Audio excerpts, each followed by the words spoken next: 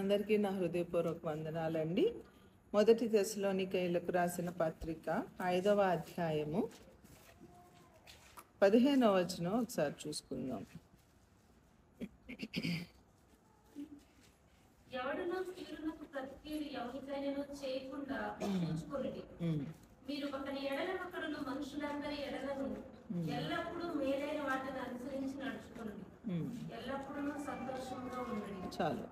So ఇక్కడ మనం చూసినట్లయితే ఎవడును కీడునకు ప్రతి కీడు ఎవనికైనను చేయకుండా చూచుకొనుడి. సో కీడునకు ప్రతి కీడు, మేలునకు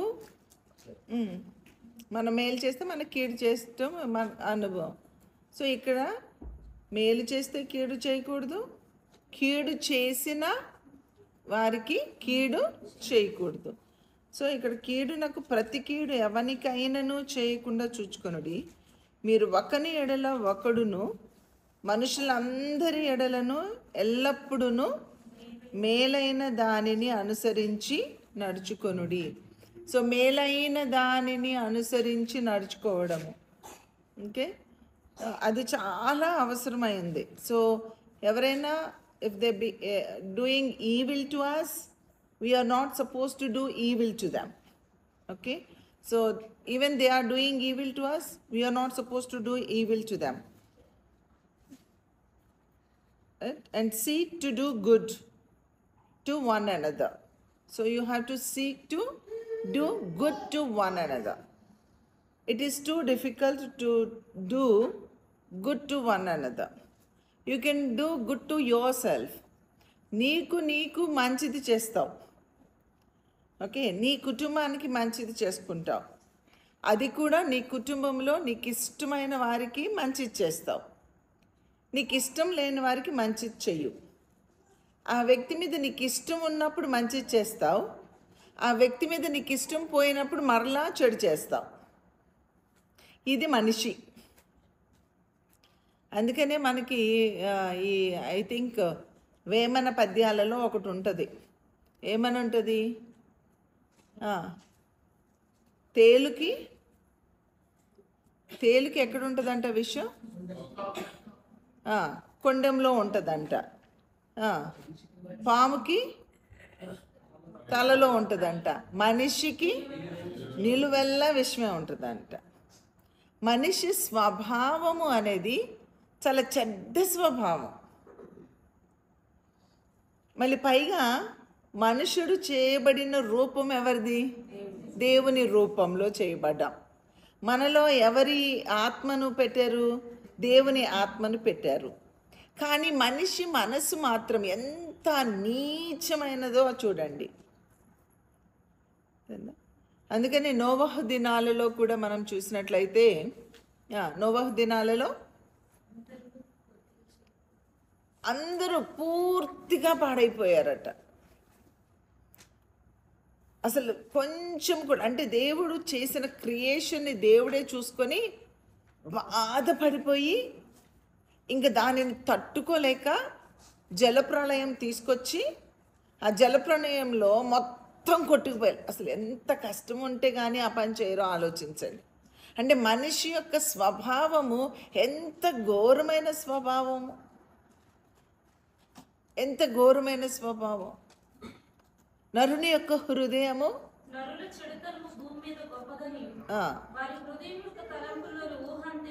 తలంపుల్లో ఊహ అంతా కూడా ఏటట కేవలము చెడ్డది. తాను భూమి మీద నరుణ్ణి చేసినందుకు దేవుడు ఏమయ్యాడు? సంతాపపడి హృదయంలో నొచ్చుకున్నారు. ఎంత బాధపడిపోయారో. నరుని హృదయం ఘోరమైన వ్యాధి కలది అని ఉంటుంది వాక్యంలో. ఘోరమైన వ్యాధి కలది. మన శరీరానికి వ్యాధి కలిగితే డాక్టర్ దగ్గరికి పరిగెత్తుకుంటూ వెళ్ళడం మనకు తెలుసు. ప్రాణ భయము మనకి తెలుసు. అది అపాయకరమైనటువంటి వ్యాధి కాకపోయినా పరిగెత్తుకుంటూ డాక్టర్ దగ్గరికి వెళ్ళిపోతారు. నేను ఒక పాపతో చెప్తూ ఉన్నా, డాక్టర్ దగ్గరికి వెళ్తాను అంటే నేను చెప్పాను, you are totally all right, you no need to go to doctor. Doctor దగ్గరికి వెళ్ళాల్సిన అవసరం లేదు. నువ్వు ఏం చేయాలి అంటే మంచి ఆహారం తీసుకో. నేను తీసుకుంటున్నాను. ఏం తీసుకుంటున్నామంటే 3 కూరలు చెప్పింది. ఎన్ని రోజులు ఎన్ని సంవత్సరాలైనా రెగ్యులర్గా ఉండేవి ఆ 3. ఇంకా ఏమి విటమిన్స్ బాడీలోకి వెళ్తే ఆరోగ్యం ఎక్కడుంటుంది? అప్పుడు నేను చెప్పాను, అలా కాదు, నీ డైట్ ఇలా ఇలా ఇలా ఇలా తీసుకున్నట్లయితే నువ్వు ఒక్క 15 days నేను చెప్పిన డైట్ తీసుకొని ఫాలో అయ్యి ఆ తర్వాత ఇంకా నువ్వు క్యూర్ అవ్వకపోతే అప్పుడు డాక్టర్ దగ్గరికి వెళ్ళు అని చెప్పాను. అప్పటి వరకు కూడా వెయిట్ చేయలేకుండా తను డాక్టర్ దగ్గరికి వెళ్ళడానికి డిసైడ్ అయ్యింది. అలా అంటే ఏంటంటే మన ప్రాణానికి ఏదన్నా అవుతుంది అంటే వి హర్రీ. ఈ రోజుల్లో ఒక రకంగా అలా హర్రీ అవ్వడం కూడా మంచిది, తొందరపడడం మంచిది. ఎందుకంటే ఏం లేదండి, ఇలా జ్వరం వచ్చిందండి చనిపోయాడండి అంటున్నారు. ఎవరికి ఏ సలహా ఇవ్వాలన్నా మనకి భయంగానే ఉంది ఈ రోజుల్లో. అదే అలాంటి సిచ్యువేషన్లో మనం ఉన్నాం. సరే, అది అట్లా వదిలేస్తే మరి ఆధ్యాత్మికంగా దేవుని యొక్క వాక్యం ఏం చెప్తుంది? నరుని యొక్క హృదయము ఘోరమైన వ్యాధి కలది అని చెప్తుంది కదా. మరి ఈ వ్యాధితో బాధపడుతున్నటువంటి మనము కనీసము ఆ వైద్యుని దగ్గరికి వెళ్తున్నామా? దేవుని సేవకుల దగ్గరికి వస్తున్నామా? నా చిన్నప్పుడు నాకు తెలుసు, రమణక్క, భూషణం అన్నయ్య, ఇమ్మన్నయ్య, రూపక్క, సంజయరావు అన్న, ఇలా కొంతమంది యూత్ ఉండేవాళ్ళు మేము చిన్నపిల్లలప్పుడు. వాళ్ళు చిన్న చిన్న మిస్టేక్ ఇలా చూసి, తలంపు కొంచెం పాడైతే, కన్ను కొంచెం చెదిరితే, మనసు కొంచెం పాడైతే, కొంచెము అది ఎలా అంటే ఇది కామన్ అన్నది కూడా గబగబా దేవుని బిడ్డల దగ్గరికి వచ్చి, మమ్మీ నాకు ఇట్లా అనిపిస్తుంది, డాడీ నాకు ఇలా అనిపిస్తుంది, నా కోసం ప్రేయర్ చేయండి అని వెళ్ళ ఆడిపోయి ఏడ్ చేసేసి ప్రార్థన చేయించుకొని వాళ్ళు ఎంత అసలు ఎలా ఉండేదంటే వాళ్ళ పశ్చాత్తాపం ఏంది, ఎంత పశ్చాత్తాపడుతున్నారు, ఏమైందా అంటే ఇట్స్ నథింగ్.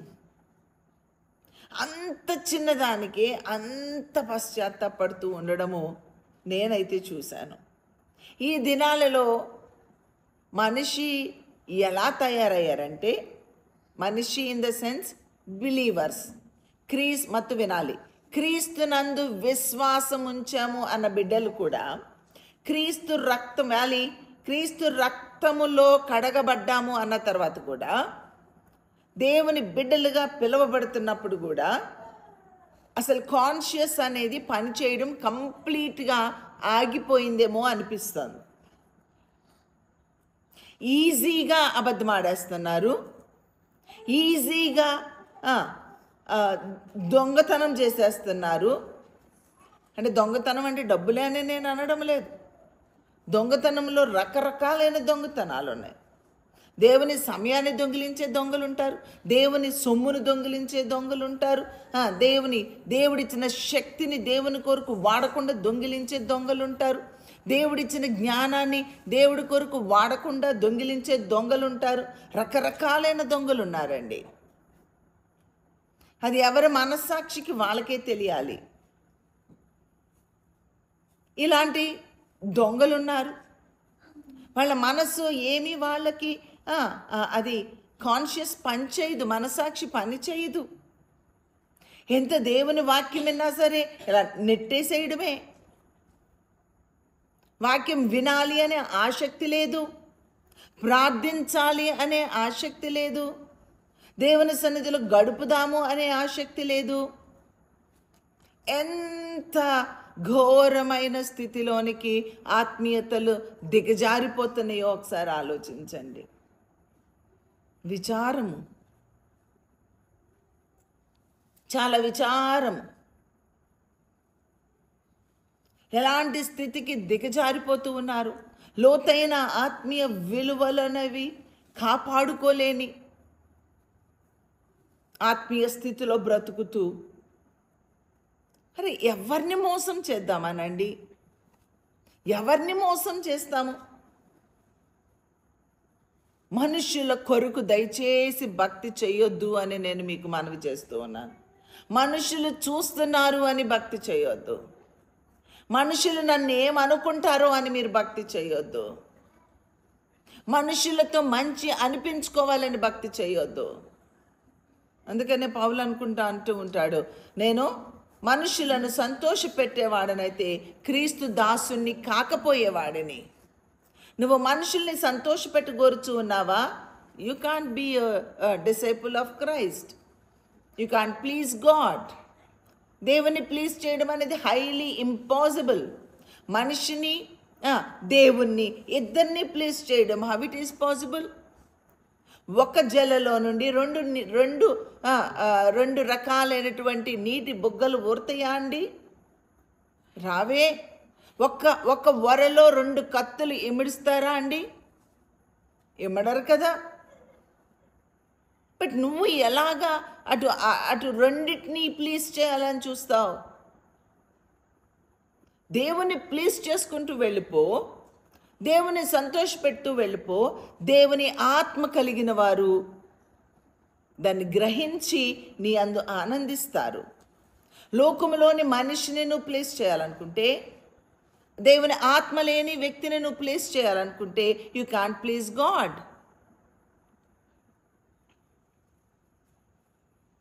షడ్రక, మేషక్, అబేద్నెగో, దానియేలులు వాళ్ళు రాజును ప్లీజ్ చేయాలనుకున్నారా? దేవుని ప్లీజ్ చేయాలనుకున్నారా? అప్పుడు వారి గతి ఏమైంది? వారి స్థితి ఏమైంది? అగ్నిగుండంలో పడిపోలేదా? పడిపోతావండి. అగ్నిగుండంలో ఉంటావు, సింహాల బోనులో ఉంటావు. మనుషులు నిన్ను పీక్కు తినే ఆ స్టేజ్లోనికి వెళ్ళిపోతావు. నీ దేవుడు ఏమాయను అని నిన్ను ప్రశ్నిస్తారు. చాలామంది అంటారు, అరే మీ దేవుడు ఏం చేశాడు నీకు అంటారండి. ఏం షడ్రక్, మేషక్, అబేద్నెగో, దానియేలు అనలేదా? It's okay. నీ దేవుడు ఏమి చేశాడు అంటే అజ్ఞానులకి ఎలా అర్థమవుతుంది? అది వాళ్ళు అజ్ఞానులకి అది అర్థం కాదు. రోడ్డు మీద పిచ్చోళ్ళు ఉంటారు, జుట్టంతా అంటలు కట్టేసేసి ఉంటాయి, గోళ్ళన్నీ ఇలా పెరిగిపోయి ఉంటాయి. ఇక్కడ ఆటో రాజా అని ఒక సంస్థ ఉంటుంది. ఆయన ఆటో తోలుకునేవాడు. ఆయన పేరు రాజా. ఆటో తోలుకుంటూ ఉంటాడు. ఆయన క్రిస్టియన్. మీకు యూట్యూబ్లో కూడా ఉంటుంది ఆయన గురించి, కావాలంటే చూడండి. బెంగళూరులో ఆయన ఆటో తోలుకుంటూ ఉంటే ఒక మనిషి రోడ్డు మీద ఉండి షిట్ నెంబర్ 2 వెళ్తారు కదా, అది తింటూ ఉన్నాడట. అది చూసి ఆయన మనసు చలించిపోయి ఆ మనిషిని ఇంటికి తీసుకొస్తే తను అలా రోడ్డు మీద ఉన్న వాళ్ళందరినీ తీసుకొచ్చి ఒక సంస్థను ఏర్పరచుకున్నాడు. వాళ్ళు ఎలా ఉంటారంటే, వాళ్ళకి మనం చేసేది పిచ్చితనంగా కనిపిస్తుంది, మనకేమో వాళ్ళు చేసేది పిచ్చితనంగా కనిపిస్తుంది. అరే తలస్నానం చేయిస్తారా అంటే అని పారిపోతారు. అంటే తలస్నానం చేయడము, స్నానం చేయడము అనేది వాళ్ళకి ఎలా కనిపిస్తుంది? వెర్రితనముగా కనిపిస్తుంది. అలానే క్రీస్తుని ఎరిగిన వారు, క్రీస్తుని ఎరగని వారు మనల్ని ఎలా చూస్తారు? వెర్రివారిగా చూస్తారు. మనమేమో క్రీస్తుని ఎరగని వారిని ఎలా చూస్తాము? వెర్రివారిగా చూస్తాము.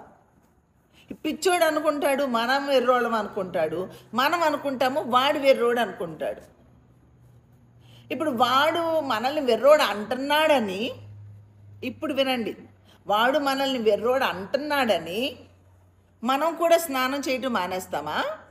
మనం కూడా అన్నం తింటాం మానేసి షిట్ తింటావా? మనం కూడా మంచినీళ్ళు తాగడం మానేసి యూరిన్ తాగుతావా? మరి రియల్గా అయితే ఆ పని చేయటం లేదు, మరి ఆధ్యాత్మికంగా ఎందుకు ఆ పని చేస్తున్నావు? ఆత్మీయంగా ఎందుకు ఆ పని చేస్తున్నావు? దేవునిని ఎరగని వారు నేను ఏదో చేయమన్నారు, వాళ్ళు నన్ను అర్థం చేసుకోవట్లేదని దేవుని ఎరగని వారి ఇష్టాలు చేసుకుంటూ ఎందుకు వెళ్తున్నావు? ఎందుకు వెళ్తున్నావంటే నువ్వు మారేను అనుకుంటున్నావు, కానీ మారలా. ఆ వ్యక్తి లాంటి వ్యక్తివే నువ్వు కూడా. అర్థమైందా మీకు? యా. సో నువ్వు అదే కేటగిరీలో ఉన్నావు, కానీ నువ్వేమనుకుంటున్నావు? నేను ఆ కేటగిరీలో లేను అనుకుంటున్నావు. దయచేసి ఆలోచన చేయండి. నరుని యొక్క హృదయం ఎంత ఘోరమైన స్థితిలో ఉంటుందో గ్రహించలేని వారిగా మనం బ్రతుకుతూ ఉన్నాము.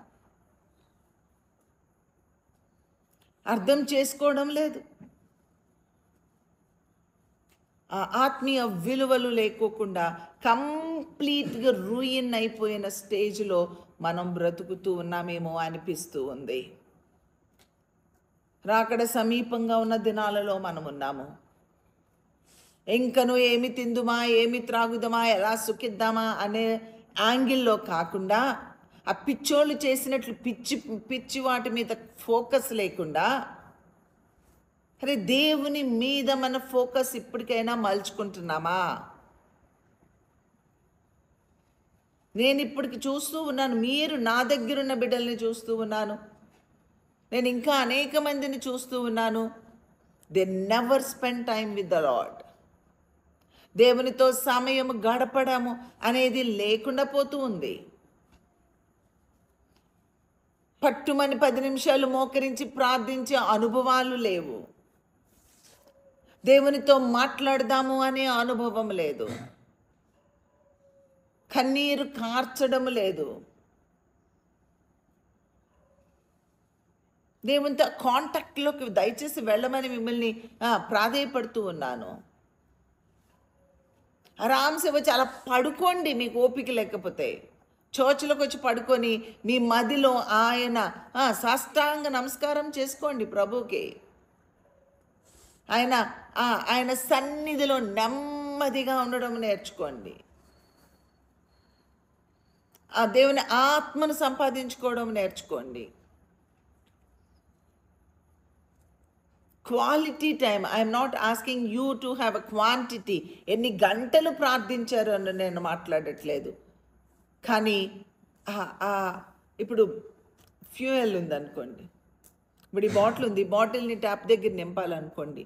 నేను ట్యాప్ని ఒక్కొక్క డ్రాప్ పడేలాగా తిప్పాను అనుకోండి, ఎంతసేపు నిండుద్ది బాటిల్? చాలాసేపు నిండుద్ది. సన్న దారి పెట్టాను అనుకోండి, ఇంకొంచెం. కానీ ఎంత ఉందో ఆ ట్యాప్ని అంతా ఆన్ చేశాను అనుకోండి, ఏమవుతుంది? అట్లా నిండిపోతుంది. సో దేవుని ఆత్మతో మీ హృదయాన్ని నింపుకోవడానికి drop by drop, drop by drop, drop by drop పడక్కర్లా. అలా దేవుని ఆత్మ అంటే ఏంటో తెలుసా? ఎలాగ తిప్పేస్తావంటే, ఆ ట్యాప్ తిప్పినప్పుడు కొన్నిసార్లు ట్యాప్ మొత్తం తిప్పుతాము, కానీ ఆ వాటర్ ఫ్లో ఉండదు. You know why? Dust particles అక్కడ ఏమైపోతాయి? అక్కడ స్ట్రక్ అయిపోతాయి. నువ్వు ఆ ట్యాంక్ కడుక్కున్నప్పుడు, ఆ ట్యాప్స్ క్లీన్గా లేనప్పుడు, ఓకే, అవన్నీ అక్కడ వచ్చేసేసి ఆ ట్యాప్ దగ్గర హోల్స్ దగ్గర స్ట్రక్ అయిపోయి నీకు వాటర్ ఫ్లో అనేది రాదు. మొత్తం తిప్పావా? తిప్పాను. మరి వాటర్ వస్తుందా? వాటర్ రావట్లేదు. వాటర్ ట్యాంక్లో లేదా? ట్యాంక్లో వాటర్ ఉంది. మరి నీకు ఇక్కడ ఎందుకు వాటర్ రావట్లేదు? నువ్వు 3 గంటలు చెయ్యి, 10 గంటలు చెయ్యి, ఉదయం నుంచి 3 వరకు చెయ్యి. ఈ ప్రార్థన నీ డస్ట్ పార్టికల్స్ అడ్డున్నట్లయితే నువ్వు ఎంత ప్రార్థన చేసినా ఆ ప్రార్థనకి జవాబు నిండదు, జవాబు రాదు. నీ హృదయంలో దేవుని ఆత్మ నింపబడదు. నీ హృదయంలో దేవుని ఆత్మ నింపబడాలి అంటే దేవునికి నీకు మధ్యలో ఏముండకూడదు? అడ్డు ఉండకూడదు.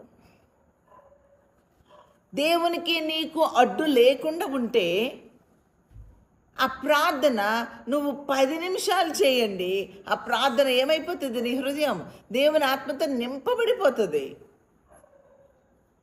అడ్డు లేదు.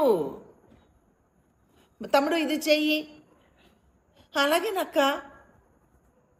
నాన్న చెల్లి ఇదిగో ఇలా ఇది చెయ్యి, అలాగే నక్క. అసలు ఏదన్నా చెప్పు, దేవుని కొరకు ఏది చేయమని అలాగే చేసేస్తాను. లోపల గొణుగుడు లేదు, సణుగుడు లేదు. నీలో ఈ తప్పు ఉందిరా, సరి చేసుకో అని చెప్పామనుకో, చెప్తే వెంటనే ఏమైపోతావు? అవునా, నాకు అర్థం కాలేదేంటి అక్క, ఇలా ఉందా నా హృదయం, సరి చేసేసుకుంటానక్క. అరే నాకు అర్థం కాలేదు, ఎదుటివారికి అర్థమైందా, మీకు అర్థమైందా, వెంటనే నేను దాని నుంచి విడుదల పొందుతాను. మన మనసు ఏమనిపిస్తుంది? రుతల్లి, మా మమ్మీ, రుతల్లి నువ్వు అట్లా కాదు, ఇలా అంటే, అమ్మా మీరు నన్ను అపార్థం చేసుకుంటున్నారు, నేను అట్లా కాదమ్మా, నా మనసు ఇలానే ఉంటుందమ్మా అంటే ఇక్కడ బ్లాక్స్ ఉన్నాయా లేవా? బ్లాక్స్ ఉన్నాయి. నేనే అన్నా అనేక సార్లు, మన మన మన మన మనస్సు మనకది నీతిగా అనిపిస్తుంది, కానీ తుదకది నాశనానికి దారితీస్తుంది. మనకు మనమే నీతిమంతులు అనుకుంటాం అనేక సార్లు, but that is not right. మనకు మనం నీతిమంతులుగా కనబడడం కాదు, మనం దేవుని బిడ్డలకి కూడా నీతిమంతులుగా కనబడాలి. ఎదుటి వారికి కూడా మన నీతి వారికి కనిపించాలి. ఒక్కొక్కసారి దేవుని వాక్యం కనిపిస్తూ ఉంటే చదువు, ఇది మనకి కాదులే,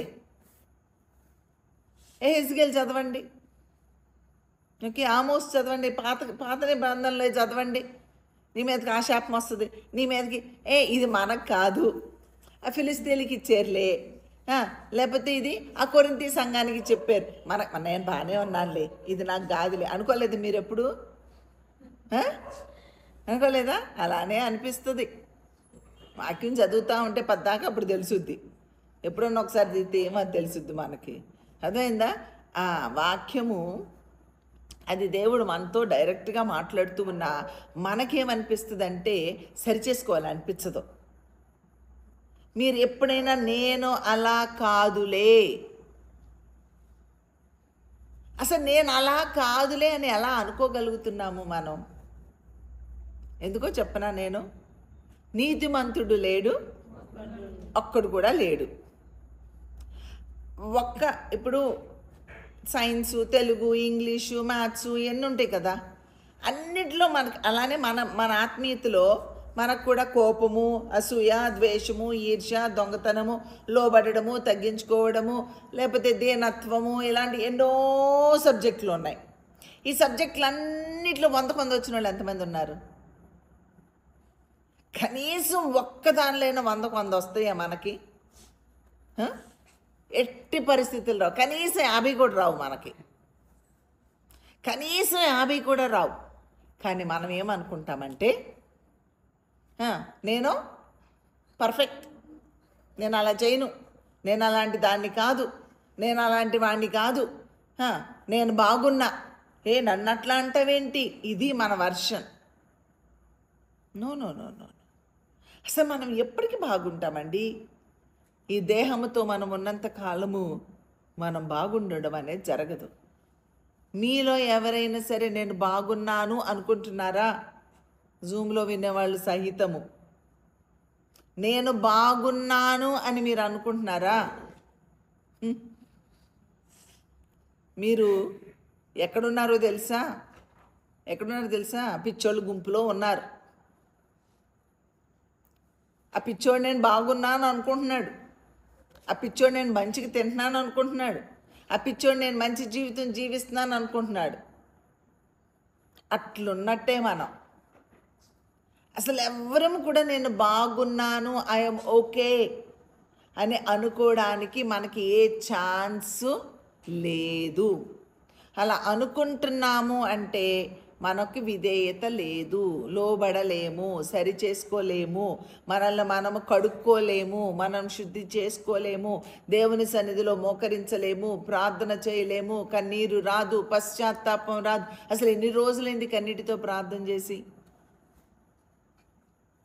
బాగున్నాను అన్న వాళ్ళకి కన్నీటి ప్రార్థన ఎలా వస్తుందండి? కష్టం ఉంటే కన్నీరు ప్రార్థన వస్తుంది. అన్నీ బాగుండి ప్రతిదినము కన్నీటితో ప్రార్థన చేసేవాళ్ళు నా ఆత్మీయ స్థితి ఇంకా ఎదగాలి. I'm only 50%. I want to 51%కి ఎదగాలి, 52%కి ఎదగాలి. నేను ఎదగాలి ప్రభా, నాకు ఇంకా జయ జీవితం దయచేవా, ఇంకా తగ్గించుకోవడం నేర్పించువా, ఇంకా విరిగి నలిగిన హృదయం నాకు నేర్పించువా. ఇక్కడ వాక్యంలో మనం చూస్తే మేలైన దానిని చేయడం నాకు నేర్పించువా, ఎదుటి వారికి కీడు చేయకుండా ఉండడం నాకు నేర్పించువా, ఎదుటి వారికి మేలే చేయడం నాకు నేర్పించువా అని మనం దేవుని సన్నిధిలో మనం ఏం చేయాలి? అలా చెప్పామనుకోండి, అలా కాదురా, ఇలా మేలు చేయాలని ఉంది కదా వాక్యంలో, మీకేం తెలుసక్క నేను ఎలా మేలు చేస్తున్నానో, నేను ఎలా క్షమిస్తున్నానో, నేను ఎలా భరిస్తున్నానో మీకేం తెలుసక్క? అవునా, అంత భరిస్తున్నామా, అంత క్షమిస్తున్నామా? ఏంటి యేసు ప్రభు కంటే ఎక్కువ భరించేసావా నువ్వు? యేసు ప్రభు కంటే ఎక్కువ కష్టాలు వచ్చేసినాయా నీకు? మరి ఏం భరించావు మామ? చిన్న చెప్పు ఒకసారి, ఏం భరించావు? వెనక్కి తిరిగి చూస్తే నథింగ్, ఏమీ భరించవు. నీ ఫీలింగ్ ఏంటంటే భరించేశాను.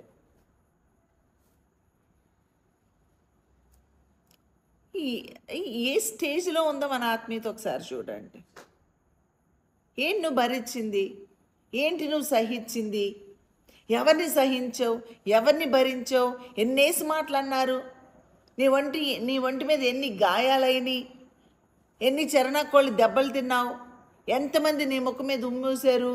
ఎంతమంది నీకు దెయ్యం పట్టింది అన్నారు? ఎంతమందికి నువ్వు పనికిరాని వాడవు అని ఎంతమంది అన్నారు నిన్ను? నథింగ్, ఏం ఉండదు అక్కడ. మరి యువర్ ఫీలింగ్, అయ్యో నేను అస్సలు ఎలా భరించేస్తున్నాను, ఎలా క్షమించేస్తున్నాను, ఏమీ లేకుండా ఎగిరెగిరి పడిపోతూ ఉన్నాం మనం. నేను వాళ్ళకి ఎంత మేలు చేశానో కొంచెం అన్నా కృతజ్ఞత ఉండదు వాళ్ళకి. అది మన వర్షన్. ఏం మేలు చేసావు? నీ ప్రాణం పెట్టేశావా? అదేనా నువ్వు చేసిన మేలు? మహా అయితే 10 రూపాయలుంటే 10 రూపాయలుంటే 10 పైసలు ఇచ్చి ఉంటావు. ఏమైనా ఒక ముద్ద పెడితే సద్దన్నం ఏమైనా మిగిలిన అన్నం ఏమైనా పెట్టుంటావు. లేకపోతే పాత బట్టలు ఏమైనా చినిగిపోయిన బట్టలు, లేకపోతే నువ్వు వేసి నీకు మొత్తేసిన బట్టలు ఇచ్చుంటావు. అదేనా నువ్వు చేసిన మేలు?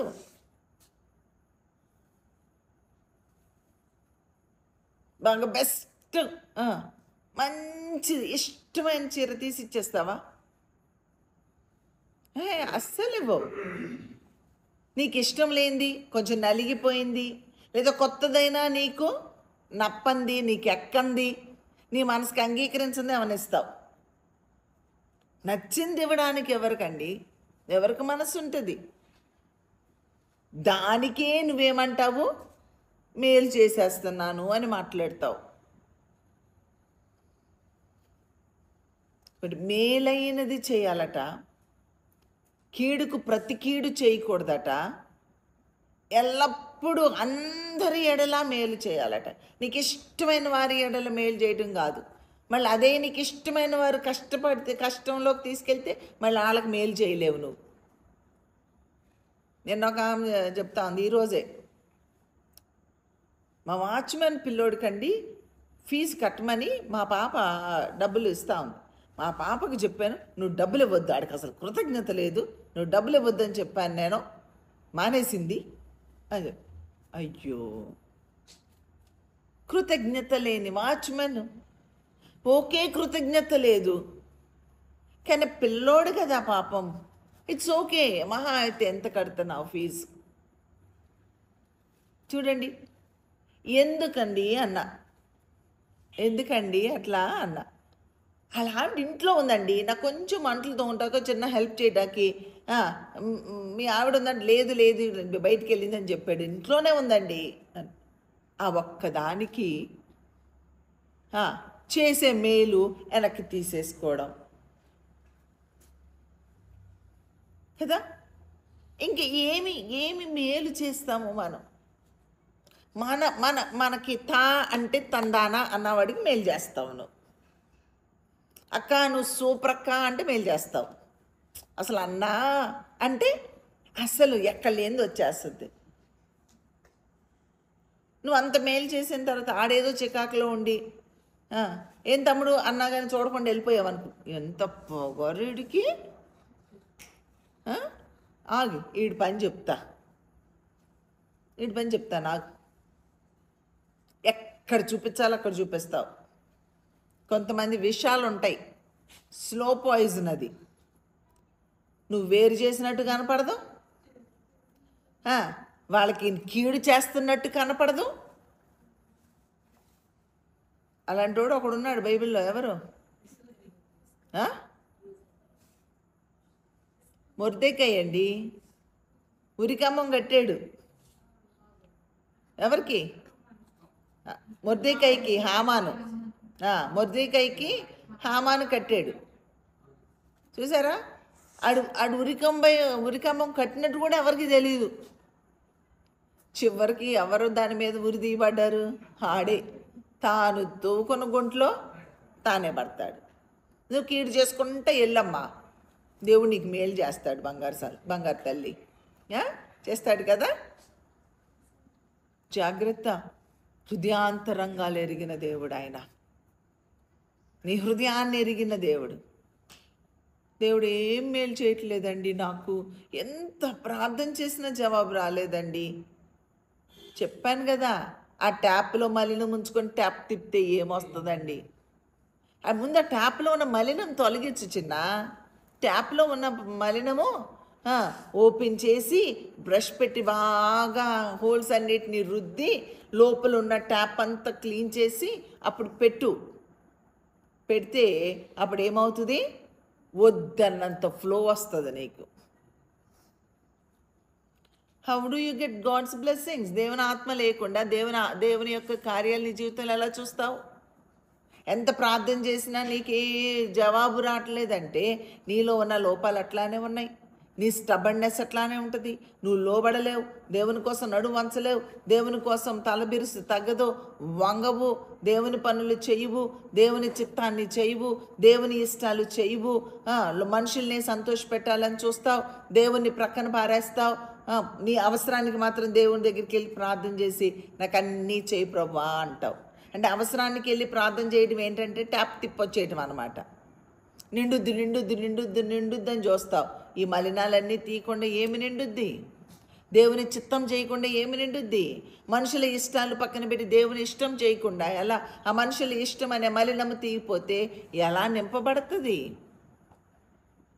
ఎన్ని సంవత్సరాలైనా నువ్వు భక్తి చేయించినా అదే స్టేజ్లో ఉంటావు తప్ప ఏమాత్రము మార్పు ఉండదు. దయచేసి ఆ మలినాలను తొలగించుకోండి. మేలు చేస్తేనే మేలు చేస్తాను అనే ఆ మలినం నుంచి మనం బయటపడాలి. అర్థమవుతుందా?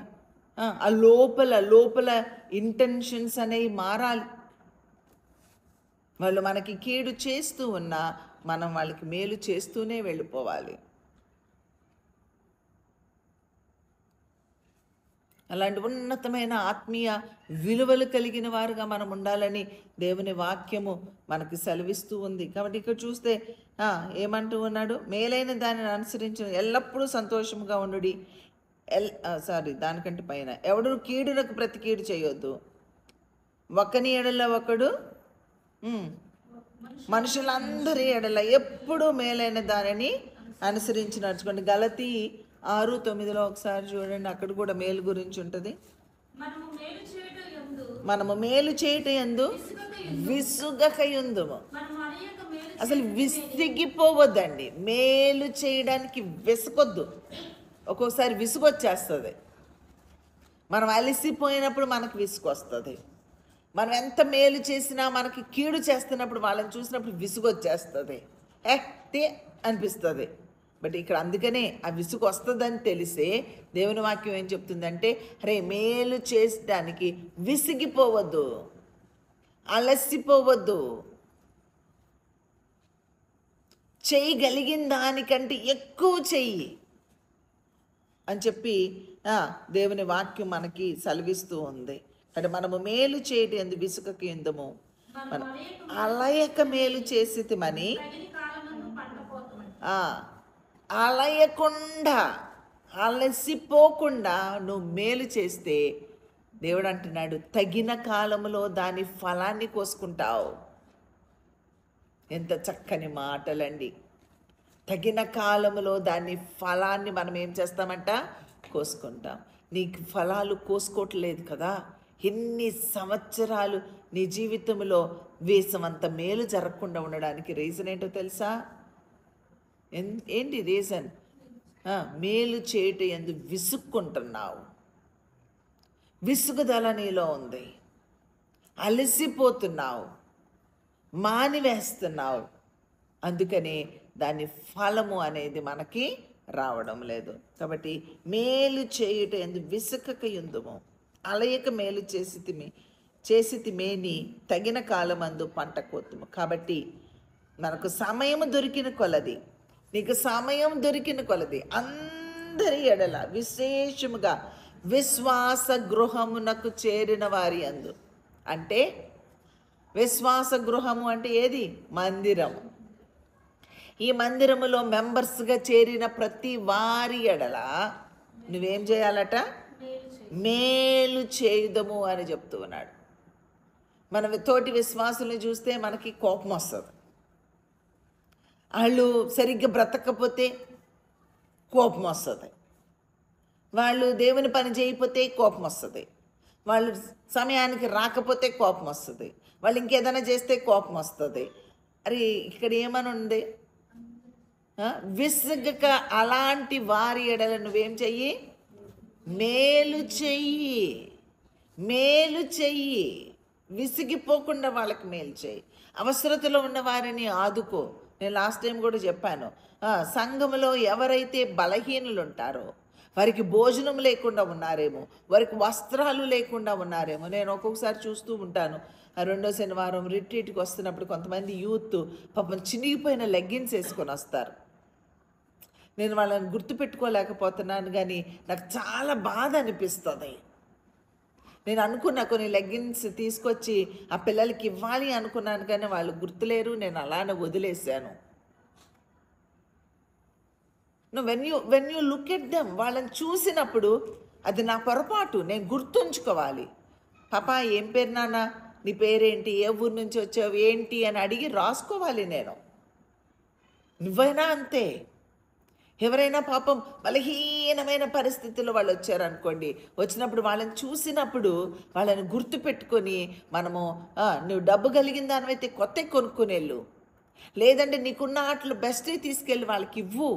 దేవుని ప్రేమను విశ్వాస గృహంలో ఉన్న వారికి మేలు చేయడం అనేది, వారి విషయము బాధ్యత కలిగి ఉండడం అనేది, అది మనకి సాధ్యమైనంత కొలది. అదే ఉంది కదా, నీకు సమయము దొరికిన కొలది కొంతవరకు మేలు చేయి, కొంతవరకు మేలు చేయి, విసిగిపోకుండా మేలు చేయి.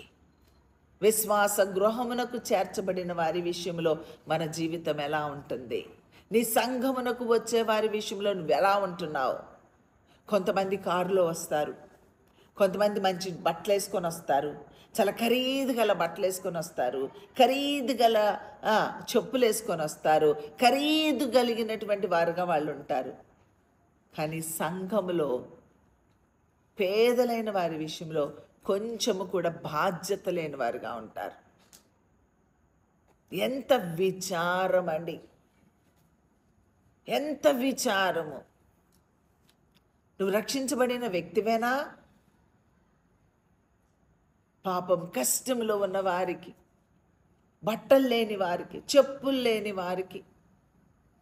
నేను ఒకసారి ఒక ఇంటికి వాళ్ళ నాన్నగారు చనిపోతే వాళ్ళ ఇంటికి రమ్మన్నారు, ప్రార్థన చేయడానికి వెళ్ళాను. వెళ్తే పాపం మా పిల్లలు చక్కని చదువులు చదువుతున్నారు, ఇంజనీరింగ్లు అలా చదువుతూ ఉన్నారు. తండ్రి లేడు, తాత లేరు, పరిస్థితులన్నీ బాగాలేదు, పాపం ఆ తల్లి ఏమీ చేయలేని పరిస్థితి, ఉద్యోగం లేదు, చదువుకోలేదు, అలాంటి దీన స్థితిలో ఉంది. పిల్లలు చదువుకుంటూ ఉన్నారు. వాళ్ళకి ఇంటికి వెళ్ళి ప్రార్థన చేసినప్పుడు వాళ్ళకి చెప్పుల మీదకి నా కళ్ళు వెళ్ళినాయి. అంత చదువుకునే పిల్లలు చెప్పులు అరిగిపోయినాయి, సగం పైనే అరిగిపోయినాయి చెప్పులు. చాలా ఏడుపు వచ్చింది. అయ్యో పాపం అనిపించింది. ఆ ఇంట్లో 5గురు ఉన్నారు.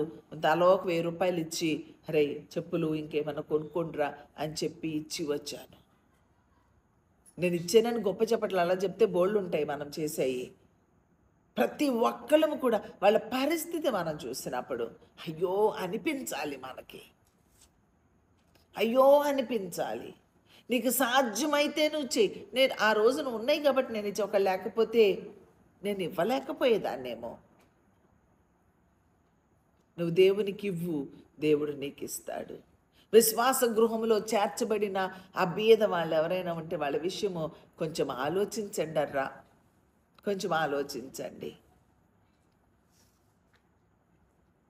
నీకు 10 రూపాయలు ఉన్నాయి, నాకేమున్నాయి, నేనే పేదరాల్ని అనుకుంటే 10 రూపాయలు కూడా లేవా నీ దగ్గర?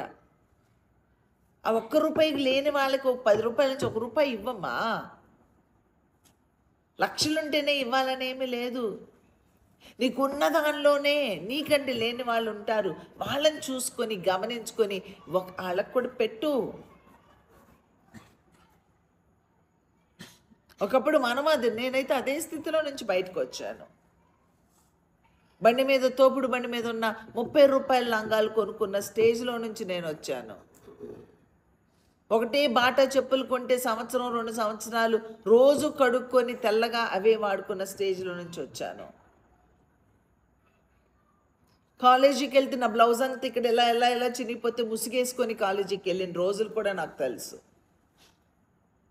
ఆ పరిస్థితులన్నీ, అలాంటి స్థితిలో ఎవరైనా ఉంటే నేను ఎప్పటికీ చూడలేను. ఆ ఆకలి ఏంటో నాకు తెలుసు. ఆకలేస్తూ ఉంటే అన్నం లేదు ఇంట్లో, అయ్యో ఆకలేస్తుంది.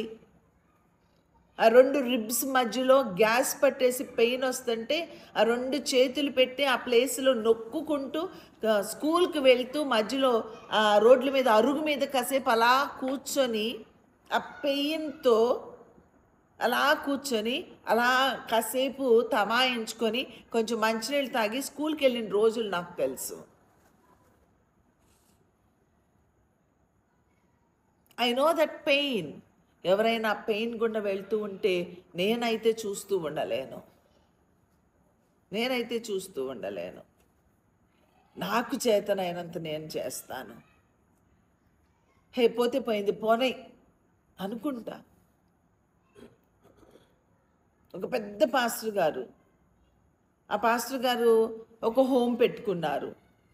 చాలామంది 25-30 మంది పిల్లలు నా స్కూల్లో చదివేవాళ్ళు. వాళ్ళకి బ్యాంక్ బ్యాలెన్స్లే చాలా కోట్లలో ఉంటాయి. కానీ వాళ్ళు నాకు ఫీజు కట్టాల్సి వస్తే మరి 5-6 లక్షలు 8 లక్షల దాకా ఉందో డ్యూ. వాళ్ళ పిల్లల్ని మానిపించేశారు. ఫీజు కట్టమంటే మా దగ్గర ఇప్పుడు డబ్బులు లేవు, మేము కట్టలేమన్నారు. ఆ మేడం నాకు తెలుసు. ఆ పాస్టర్ అమ్మకి ఫోన్ చేసి, అక్క మేము చిన్నవాళ్ళం, మీరు పెద్దోళ్ళు, మమ్మల్ని ఒకసారి దృష్టించండి అక్క, కరోనా టైంలో ఉన్నాము, మరి ఎంత ఫీజు మీ పిల్లలు కట్టాలి, ఒకసారి ఆలోచించండి అంటే మేము ఇప్పుడు ఏం చేయలేము అన్నారు. ఇష్టంగా వదిలేశాను.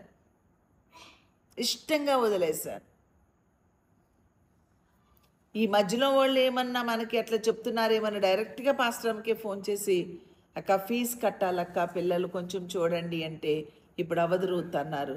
సరే అక్క మీ ఇష్టం, పెద్దోళ్ళు, మీరు అలాంటి నేనేం చేయను అని ఫోన్ పెట్టేశాను.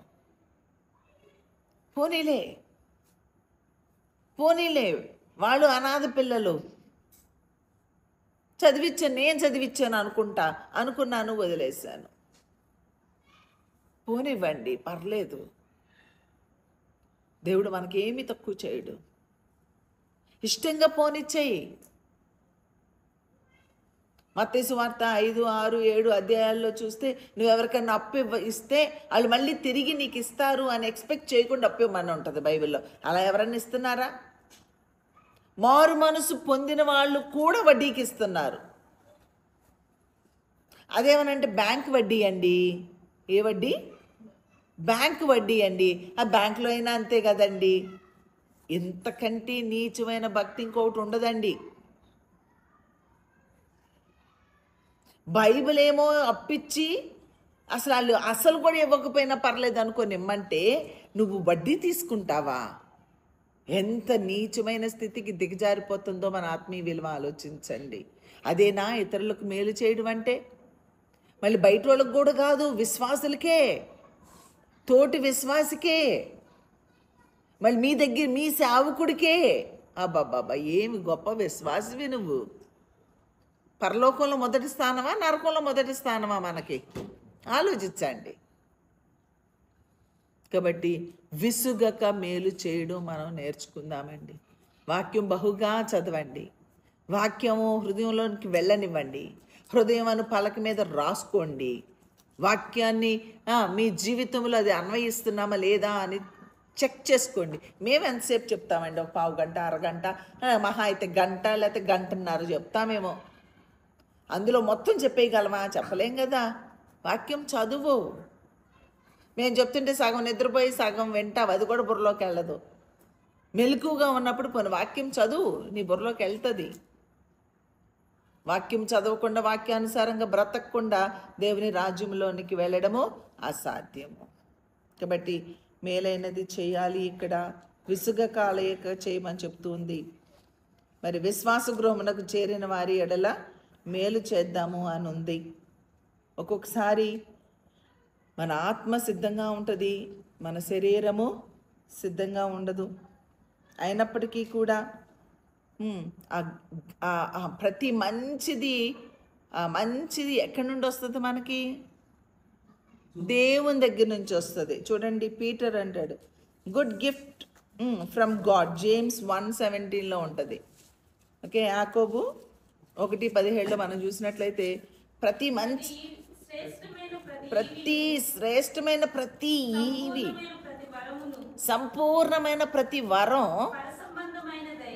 పరసంబంధమైనది, ఈ లోక సంబంధమైనది కాదు. జ్యోతిర్మయుడకు తండ్రి దగ్గర నుంచి మనకు వచ్చే ఆ ఈవులను, ప్రతి మంచి ఈవిని, ఇతరులకు మేలు చేయడం అనేది ఒక మంచి ఈవి, మంచి గుణము, మంచి లక్షణము. అది దేవుడి నుంచి, పరంజ్యోతుడైనటువంటి ఆయన దగ్గర నుంచి మనం సంపాదించుకొని ఇతరులకు మనం ఏం చేయాలి? మేలు అనేది చేయడము నేర్చుకోవాలి. 1 కొరింథీ 15:58 ఒకసారి చూడండి.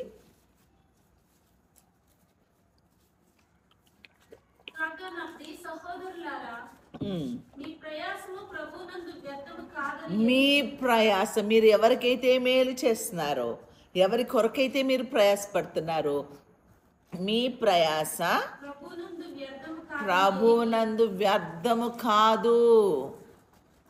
వ్యర్థము కాదు, కాదు, కాదు అని ఎరిగి స్థిరులను కదలని వారును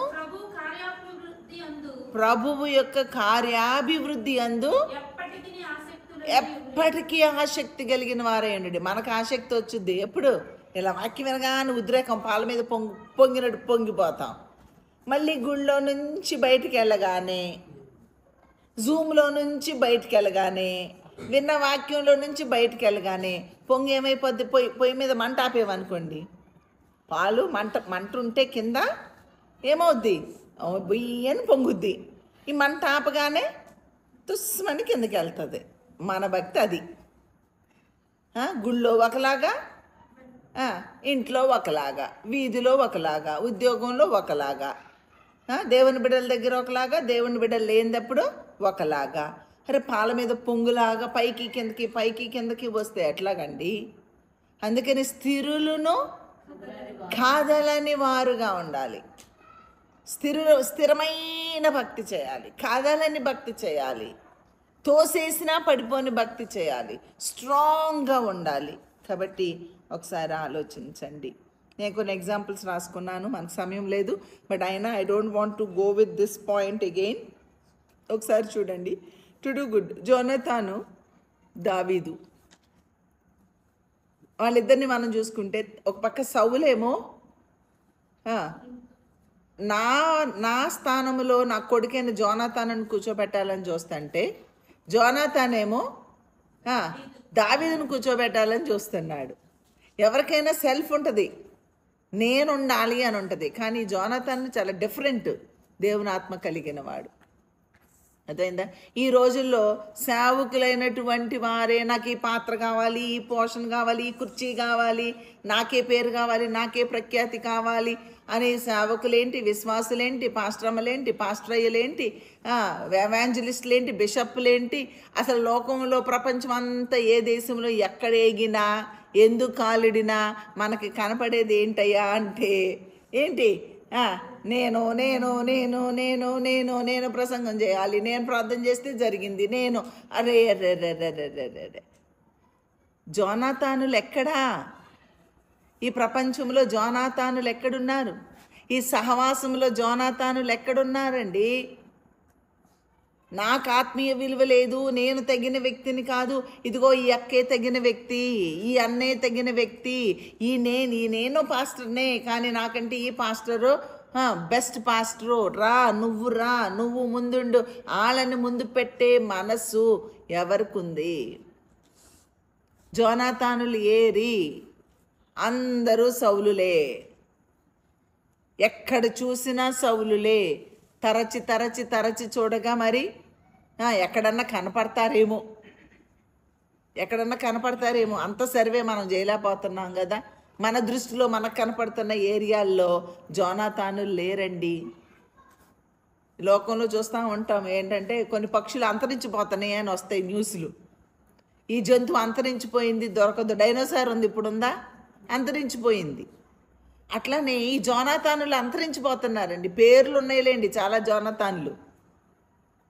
జోనాతాన్ పేరు కాదు ఇక్కడ మనం, జోనాతాన్ బుద్ధి ఎవరికి ఉంది? జోనాతాన్ బుద్ధి ఎవరికి ఉంది? ఇక్కడ జోనాతాన్ ఎలా తన ప్లేస్ని సెక్యూర్ చేసుకోవడానికి తనెప్పుడు ప్రయత్నించలేదు కదా. దేవుడు కోరుకున్న వ్యక్తి దావీదు.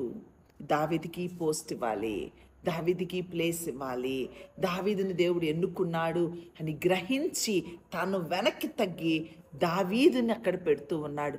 మేలు చేస్తున్నాడా లేదా? తండ్రి ఏమో చంపేద్దామని చూస్తే ఇంట్లో ఉంటాడు కదా, తండ్రి కుట్రలన్నీ విని తను ఎప్పటికప్పుడు ఏం చేస్తూ ఉన్నాడు? రక్షిస్తూ ఉన్నాడు, మేలు చేస్తూ ఉన్నాడు. కాబట్టి మేలు చేయడము నేర్చుకోండి, మేలు చేయడం నేర్చుకోండి. అలానే సౌలు, దావీదు గుహలో ఉన్నప్పుడు, సౌలు గుహలో ఉన్నప్పుడు దావీదు ఒకళ్ళనొకళ్ళు కనుగొంటారు. అదేందా? అయినప్పటికీ కూడా సౌలు దావీదుకి కీడు చేస్తూ ఉన్నప్పటికీ కూడా దావీదు మాత్రం సౌలుకి ఎప్పుడు కీడు చేయలేదు. కనీసం ఆ క్లాత్ కొంచెం కత్తిరించినందుకే బాధపడిపోతాడు. ఎంత మనసాక్షి ఉందో చూడండి.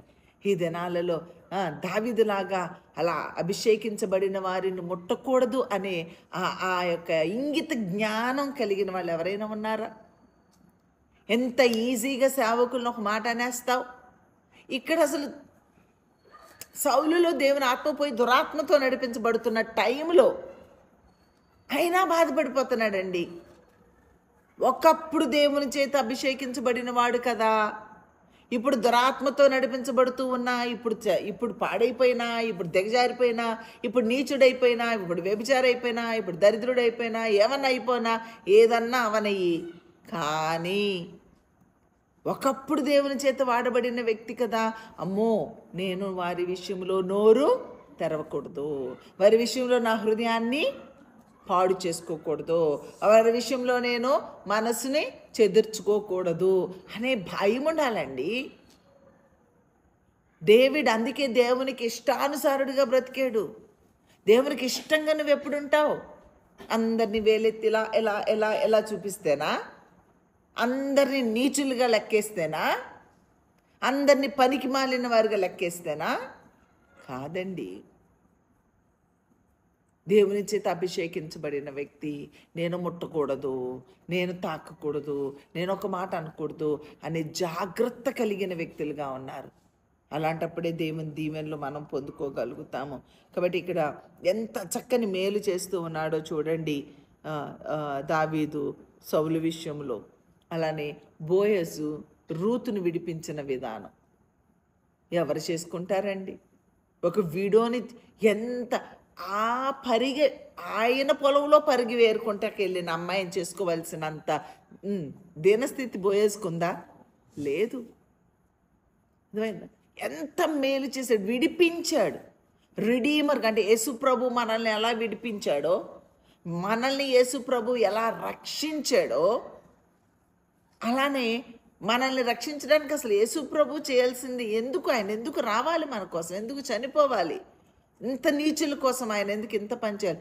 బోయజ్ కూడా exactly how God has done, Jesus has done, he did for Ruth. ఏం చేశాడంటే రూత్ని అలాగా విడిపించినటువంటి వ్యక్తిగా బోయజ్ మనకి కనబడుతూ ఉన్నాడు. అలాంటి బోయజులుగా మనం ఉన్నామా? అలాంటి వ్యక్తులను విడిపించే, పాపములో శాపములో కూరుకుపోయిన వారిని విడిపించడానికి నువ్వేమన్నా ప్రయత్నం చేస్తున్నావా? ఈ కిన్స్మెన్ ఉంటాడు, మరి తెలుగులో ఏమంటామో, బోయజు సమీప బంధువు. కిన్స్మెన్ అంటే సమీప బంధువు. సమీప బంధువు ఏమన్నాడు? నా వల్ల కాదు. మనం కిన్స్మెన్లు అన్నమాట. నా వల్ల కాదండి, నేను చేయలేనండి, నా సావు నేనే సావలేకపోతున్నానండి, ఇవన్నీ ఎక్కడ నేను చచ్చేదిలేండి, నా భక్తి నన్ను చేసుకొనియండి, నా పొలాన్ని నేను చూసుకొనివ్వండి, ఆమె పొలాన్ని నేనేం కొనను, ఆమె పొలాన్ని నేనేమి చేయను, నా వల్ల కాదు బాబోయ్ అని వెళ్ళిపోయే రకం అన్నమాట మనం. అంతేగాని ఈ బోయేజ్లాగా నెత్తి మీద వేసుకొని అన్నిటినీ చేసే రకంగా మనం ఉండాలని దేవుడు ఆశపడుతుంటే మనం మాత్రం ఆ పని చెయ్యం. అసమీప బంధువుడు ఎలా ఉన్నారో మనం అలాంటి బ్రతుకుతూ ఉన్నామేమో అనిపిస్తుంది. అలానే నాబాలు, దావీదు మనుషులు అంత మేలు చేస్తే పాప నాబాలు గారు ఏమంటారు? దావీదెవడో? యెషై కుమారుడయ్యా. యెషై కుమారుడెవడో? మనం ఆ స్టేజ్లో ఉన్నాం. వాళ్ళ ఏదోలే వాళ్ళ దగ్గర ఉన్నాను కానీ వాళ్ళ సంగతి నీకేం తెలుసు? అక్కడెన్ని కష్టాలు పడ్డానో నీకేం తెలుసు? ట్రైనింగ్ అన్నారు కానీ ఎంత పని చేయించుకున్నారో మీకేం తెలుసు? అది వర్షన్. ఇప్పుడు ఏమైపోయిందయ్యా? ఏమైపోయింది? మరి అంత కష్టాలు పడ్డప్పుడు ఎందుకున్నావు? అప్పుడు ఎందుకున్నావు? అప్పుడే వెళ్ళిపోకపోయావా? అప్పుడు వెళ్ళకోకుండా 25 ఏళ్ళ తర్వాత ఈ మాట ఎందుకు మాట్లాడుతున్నావు? అంటే 25 ఏళ్ళ తర్వాత రెక్కలు వచ్చినాయా నీకు?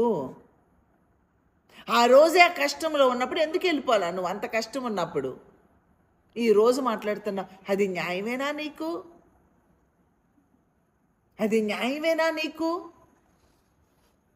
ఒక్కసారి ఆలోచించండి. ఎలాంటి దీనమైన స్థితికి మనం దిగజారిపోతున్నామో మీరు ఆలోచించండి. ఇక్కడ నాబాల్ అంటాడు, యెషై ఎవడయ్యా? యెషై కుమారుడు దావీదు ఎవరయ్యా అంటున్నాడు. కానీ అబీగయల్ మాత్రము ఎలా వెళ్ళిపోయింది? బర్రన్ రెడీ చేసుకుంది, వెళ్ళిపోయింది, సాష్టాంగ పడిపోయి తన్ని రక్షించేసుకుంది.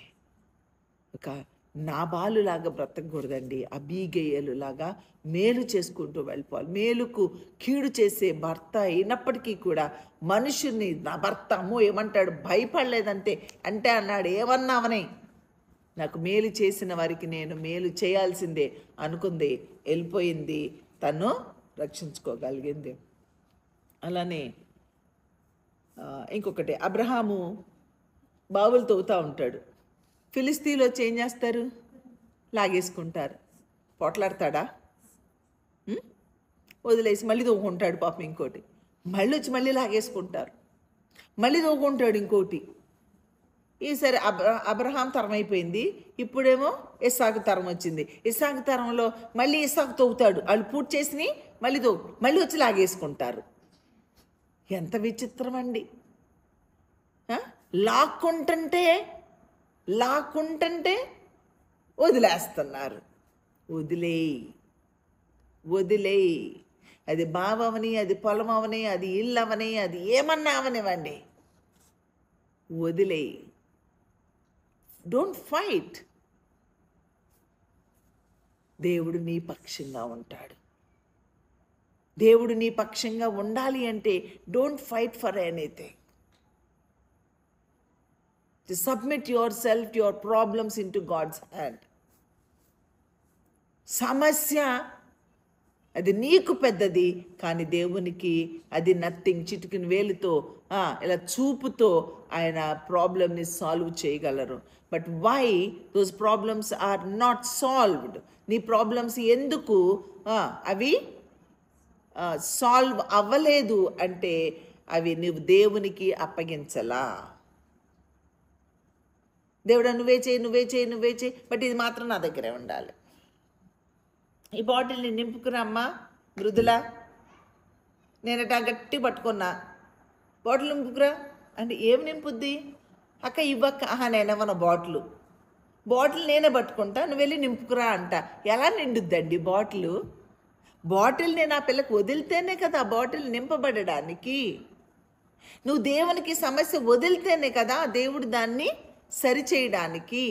సమస్య నువ్వే పట్టుకుంటానంటావు, దేవుణ్ణి సరిచేయమంటావు. సరే నేను సరిచేస్తాను ఇవ్వమ్మా అంటే నేనే పట్టుకుంటా, నేనే వర్కౌట్ చేస్తా, నేనే అందరిని అడుక్కుంటా, నేనే కింద మీద పడతా, నేనే. మళ్ళీ దేవుడి దగ్గరికి నువ్వు చెయ్యవు, నాకు తెలుసులే, నువ్వు ఎందుకు చేస్తావు, నేను చెయ్యవు, నేను నీకోసం అది చేసా, నీకోసం ఇది. ఏం చేసావు నువ్వు దేవుని కోసం? దేవుడు నీకు చేసిన దానికంటే నువ్వు దేవునికి ఎక్కువ చేసావా? మనం అదే అంటాం, నేను అది చేసా, నీకోసం ఇది చేసా, అది వదిలేసా, ఇది వదిలేసా. ఏం వదిలేవు. దేవుడు చేసిన దానిలో నువ్వు చేసింది ఒక్క నీటి చుక్క కూడా కాదు. కాబట్టి మేలైనది చేయనెరిగి చేయకుండు వానికి పాపము. ఇక్కడ మేలు చేయమని దేవుని వాక్యం సెలవిస్తూ ఉంది. కాబట్టి ఒకసారి ఆలోచించండి, మనం ఏ స్థితిలో ఉన్నాము, ఎంత బుద్ధిహీనమైన స్థితిలో ఉన్నాం, ఎంత దిగజారిపోయిన స్థితిలో ఉన్నామో ఆలోచించి అట్టి స్థితిలోంచి నువ్వు బయటికి రావాలి అనుకుంటే దయచేసి తలలు వంచి ప్రార్థన చేయండి.